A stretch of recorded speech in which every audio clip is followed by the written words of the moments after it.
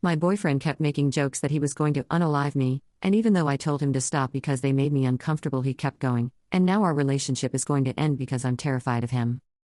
During our first few weeks of dating, he joked too much for comfort that he was going to slay and dismember me and dispose of my body. Maybe out of context, I'm being dramatic? He's very sarcastic and has dark humor. But to me it wasn't funny and caused me anxiety because I know the statistics. I talked to him about this. I told him repeatedly, stop joking about slaying me. He kept on with the jokes, until I finally told him that those jokes literally scare me. He apologized and seemed to feel bad that his jokes made me scared of him. Tonight we were over 3 hours late to meet with his brother to play games, watch movies, and eat dinner. When I was talking to him about us being late, I noticed he sighed deeply, clenched his fist and looked down at it, as if he were making the conscious choice to not punch me.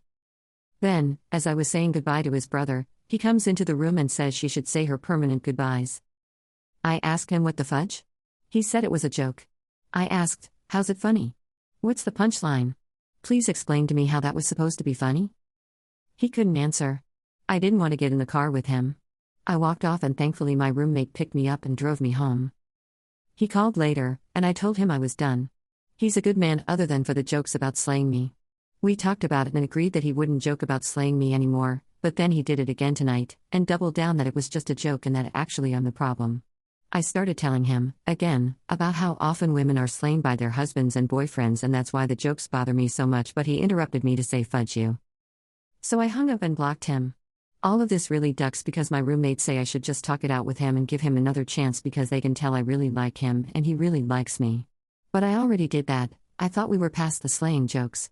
Then he did it again tonight while he was angry with me, and it caused me this awful feeling in my gut that I needed to not get in the car with him and get away from him. I've had boyfriends and male friends in the past. None of them have ever made jokes about slaying and dismembering me, especially multiple times after I told them to stop. Have you had friends, boyfriends that make jokes like this? Where is the humor in it? What would you do in this situation? Update. My original post was almost a year ago. Thankfully, I have moved across states since then and have not seen him since. The last time I spoke to him, over the phone, I made it very clear several times. Me, you promised you'd stop making jokes about slaying me, but then you did it again. Me, you realize the greatest threat for women is being slain by their boyfriends, husbands? They are most likely to be slain by men they know. Him, hey up? Fudge. You exclamation mark L. So I hung up. I ghosted him after that. Blocked him on everything and alerted my employer if he showed up that he was a threat. However, he sent me an email in an attempt to. I don't know? I'll leave you to draw conclusions because I really can't make sense of it. I'm sorry if I quoted it incorrectly, I'm on mobile. The email he sent me. Dear, my name, spelled with hash, he got my name wrong multiple times and it became a joke, which is what he refers to here. I don't really know how to go about saying that I am empathetic, as I'm a me pathetic mess. But I do feel, I can understand, and I have recognized. My actions have consequences. Clearly. I thought I was being reasonable. I gave you time and space, I wasn't sure how long I needed to wait, or if I should just do nothing, but I didn't know you had even blocked me, until today, as I had not called, and only texted that first day, expecting nothing back, yet now I understand, I should have known. I tried to call you tonight though, despite my better judgment, that's when it hit me hard. It's been almost 2 weeks, I know you don't want to be in a relationship with me, but I wanted to end this civilly, I could hope at least.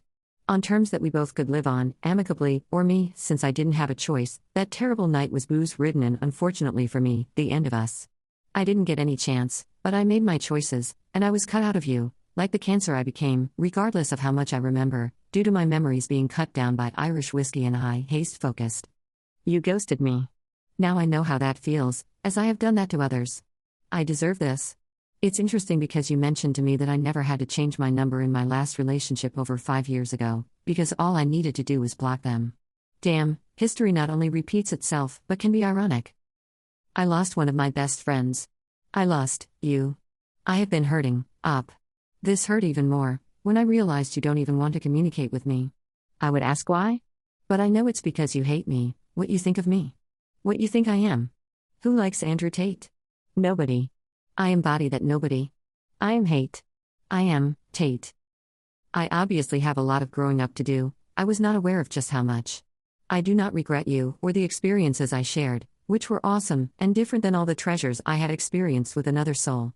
We had so much in common, and yet, the few things we didn't shaped itself into a shadow that blocked our light, your light. I regret not realizing that perhaps, I was just not ready. You are so beautiful and awesome, and I hate hurting you in any way, especially since you deserve so much love, and instead I gave you fear. You, however, only gave me happiness. You made me feel wanted, so much so that it blindsided me. I haven't been that happy in a very long time, and maybe that's why I fell for you so hard and so fast, as I had been in the dark for years, and your essence got me as high as a kite. I could see the sky for once. I was flying. I had been grounded since I had lost my wings a few years ago, and it showed. I started sinking in the sands of time. In bottles. In gates drowned by my fears. My brother lost a friend because of me. I lost because of me. I may be a good person, that does bad things, but I did a bad thing to a good person. It scares me to think that, when we do, and it will inevitably happen, as it's a small town, run into each other, you will fear me. And I will fear you. I don't want that. But I made my grave. And I suppose I need to sleep in it. I will not call you again, as I did tonight, as much as I want to. You can always call me, but I am aware that is about as real as my dreams coming true. I have respected your space. I haven't tried to suffocate it, or breath your air. I just wanted to bury myself with a little dignity today, considering that I must be public enemy number one. I'm embarrassed to admit that running into your roommates or even co-workers makes me feel uncomfortable. That I did. To myself. And you. I'm sorry, I don't know what else to say. I know you will find someone, sooner or later, who will treat you with respect and make you feel loved. I am not him. I failed. But you will have that. As much as I don't want to think of it. And you deserve it, as much as I didn't commit to that. I know you think I don't love you. You can ghost me, you cannot respond, I don't think you will anyways, maybe you won't even read this, which is okay, I needed to say my piece, to rest at sea. But you can't take away how I felt. Or how I feel at all. Maybe that was the problem, I was too much. You thought I was just a blimp in time anyhow, and now? That blimp can finally sink. In time. So yeah, that's it. No way he will ever hear from or see me again. Now I live in a new town, new home, and with a great man that respects and appreciates me.